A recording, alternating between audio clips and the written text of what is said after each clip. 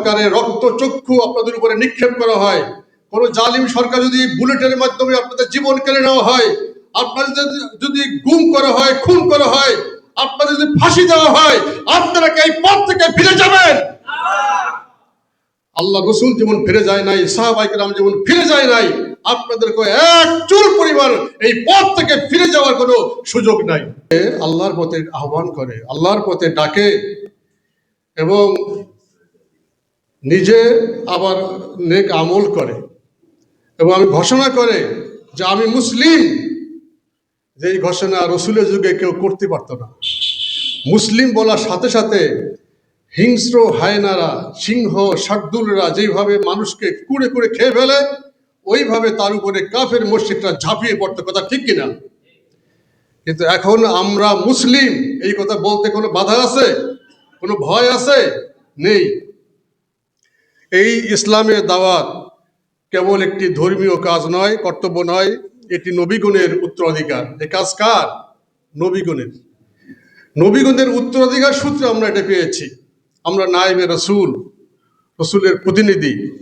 মানব জাতিকে আল্লাহর দিকে এই ডাকা, সত্যের পথে পরিচালিত করা, সামাজিক ন্যায় প্রতিষ্ঠা করা, এইগুলো হচ্ছে দাওয়াতের কাজের মধ্যে অন্তর্ভুক্ত। এই যে আয়াতটি আমি পাঠ করলাম, ওয়া মান আহসানু কাওলাম মিম্মান দাআ ইলাল্লাহ ওয়া আমিলা সালিহা ওয়া ক্বালা ইন্নানি মিনাল মুসলিমিন, এইটি সূরা হামিম আস-সাজদা 33 নম্বর আয়াত। এই সূরাকে সূরা ফুসসিলাত বলা হয়। এই আয়াতটি যখন নাজিল হয়েছে, হযরতে রাসূলের চাচা আমির হামজা তখন ইসলাম গ্রহণ করেছেন এবং ইসলামের বীর পুরুষ ওমর রাদিয়াল্লাহু তাআলা আনহু তখন ইসলাম গ্রহণ করেন নাই। এর মাঝামাঝি এই আয়াতটি নাজিল হয়েছে।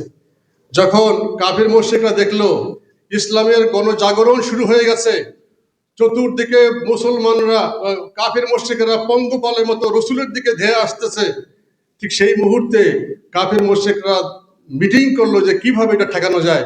পরামর্শ করলো তাদের এক নেতা উতবা ইবনে রাবি, তাকে পাঠানো হইল যে তুমি রসুলের কাছে যাও, মুহাম্মাদের কাছে যাও, গিয়ে বলো সেজন্য এই কাজ আর না করে, সেজন্য এই দাওয়াতি কাজ বন্ধ করে দেয়।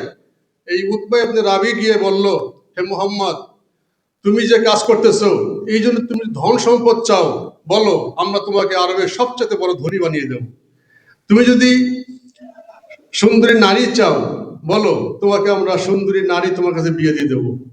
তুমি যদি এই বিনিময়ে নেতা হতে চাও, বলো, আমরা তোমাকে আরবের নেতা বানিয়ে দেব। আর যদি তোমার উপরে কোনো জিনভূত আসর করে থাকে, তাও বলো, আমরা তোমার চিকিৎসার ব্যবস্থা করব। কিন্তু দয়া করে তুমি এই কাজ আর করো না, আমাদের দেবতার বিরুদ্ধে কথা বলো না, তুমি যে কলেমার প্রচার করতেছো, কলেমার প্রচার বন্ধ করো। আল্লাহ রসুল কি জবাব দিয়েছিলেন আপনারা জানেন। আমি শুধু আপনাদের স্মরণ করে দেওয়ার জন্য কথা বলে বলছি। আল্লাহ রসুল বলেছেন যে আপনি যদি আমার ডান হাতে সূর্য, বাম হাতে চন্দ্র এনে দেন, গোটা পৃথিবী সব কিছু দিয়ে দেন, তারপরেও আল্লাহ আমাকে যে দায়িত্ব দিয়েছে, দায়িত্ব থেকে আমি এক চুলো আমি লড়ে যাব না, এক চুলো আমি সরে যাব না, আমি এই কাজ আমি করেই যাব। এটা আল্লাহ প্রদত্ত আমার উপরে দায়িত্ব, কর্তব্য। তা আপনারা উলামায়ে কেরাম, আপনারা মুফাসসিরে কেরাম, আপনাদের উপরে যে এই দায়িত্ব এসেছে, এই দায়িত্ব থেকে যদি কোনো জালিম সরকারের রক্ত চক্ষু আপনাদের উপরে নিক্ষেপ করা হয়, কোনো জালিম সরকার যদি বুলেটের মাধ্যমে আপনাদের জীবন কেড়ে নেওয়া হয়, আপনাদের যদি গুম করা হয়, খুন করা হয়, আপনাদের যদি ফাঁসি দেওয়া হয়, আপনারা কি এই পথ থেকে ফিরে যাবেন? আল্লাহ রসুল যেমন ফিরে যায় নাই, সাহাবায়ে কেরাম যেমন ফিরে যায় নাই, আপনাদেরকে এক চুল পরিমাণ এই পথ থেকে ফিরে যাওয়ার কোনো সুযোগ নাই। এই কাজ কার কাজ? আল্লাহর দেওয়া কাজ। এই কাজ আপনাকে করতে হবে। আর এই কাজ করতে গিয়ে আপনাকে যেই গুণগুলো অর্জন করতে হবে, সেটা হলো আপনাকে হতে হবে